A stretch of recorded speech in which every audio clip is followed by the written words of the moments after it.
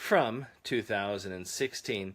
I've just finished reading Richard Allsopp's Liberalism, A Short History.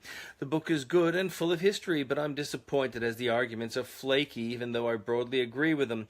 Allsop writes like a university professor, and so definitions aren't like real-world understandings. For example, he describes the difference between small L liberals and large L liberals for the Liberal Party of Australia. The book thesis is to do with the changing description of liberals in history. Liberals are the heroes of the text, only in modern terms, liberals tend to be economic conservatives who go for big spending, big government, being centre-left like Malcolm Turnbull, Malcolm Fraser, John Hewson and Peter Collins. But in Allsop's view, Howard becomes a dry, while wets become the heirs of liberalism, who just happen to oppose pretty much everything that liberalism stands for. The word Allsop is searching for is conservative. He tends not to use it as he tries to pin anything worthwhile on liberalism. Allsop finishes in confused fashion, but he begins with it too.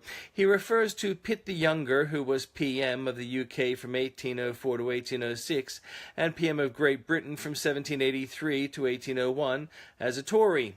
Pitt was a Whig. When Horatio Nelson wanted to serve in Parliament, Pitt convinced him to be a Whig, even though Nelson's father was a lifelong Tory.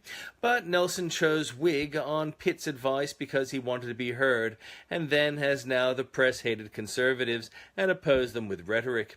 Thing is, Whigs made grandiose claims and were reported glowingly, and so there is a temptation for modern historians to attribute much to those who were praised, but praised undeservedly because of tribal affiliation. The true heir of classical liberalism, proclaiming individual freedom and small state interference, are economic conservatives unfettered by left-wing dandies. Australia had a glimpse with work choices before extreme authoritarian left-wingers from a metamorphosed liberal tradition wrecked it, and Abbott could be the touchstone which bestows it if Turnbull is ever turned away.